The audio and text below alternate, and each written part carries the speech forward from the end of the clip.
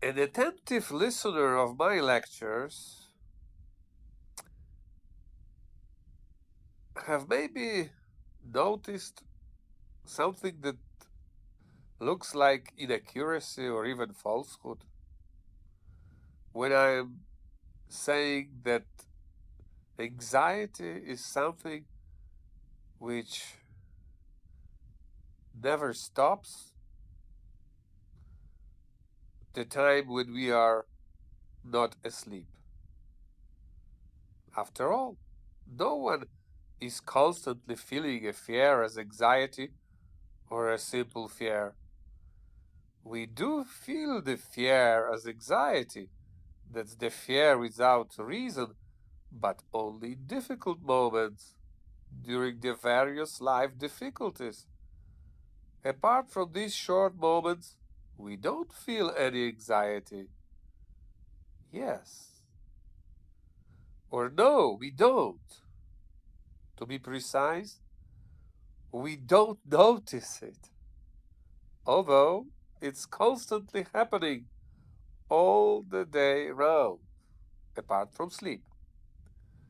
We don't feel it or notice it because while living with it since our birth, we got used to it.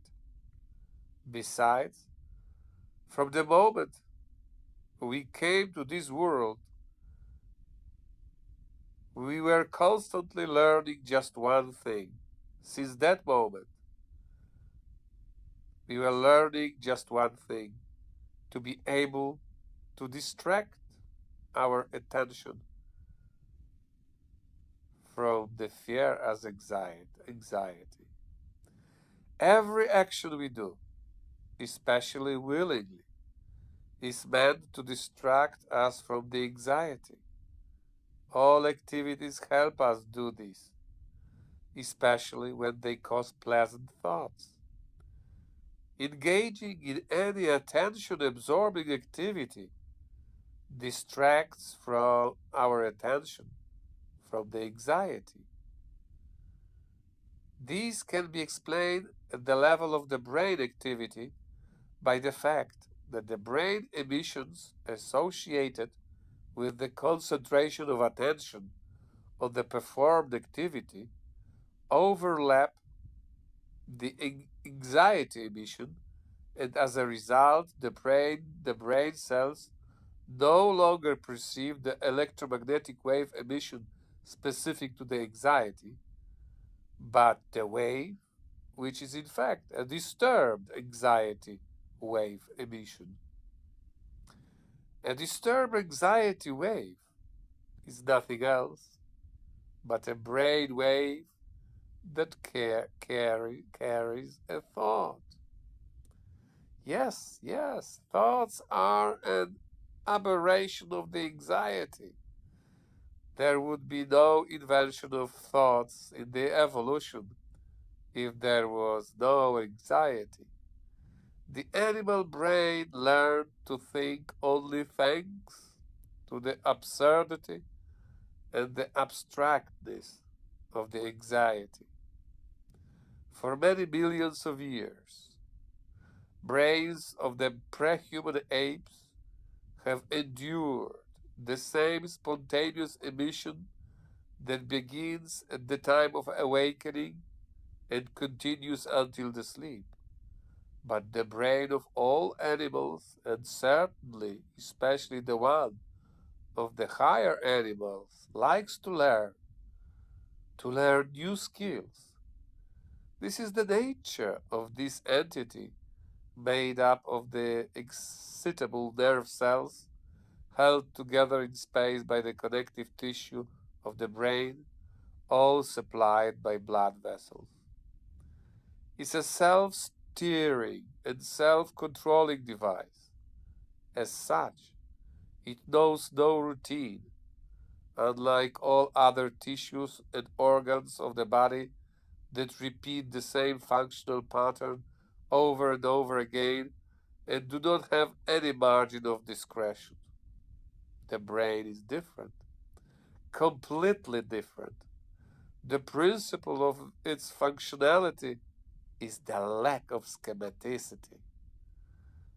This is hardly surprising, considering what the brain tissue is, namely, always almost an infinity concentrated in one place, and certainly a cosmos of the excitable cells, nerve cells, cells that can receive electromagnetic stimulations and conduct them further. After all, it's nothing but a powerful electromagnetic machine in which millions, billions, trillions of electromagnetic flows can take place at the same time in the infinity of small and large circuits. Moreover, this machine can do something that we can say with certainty can never be done by a man-made machine.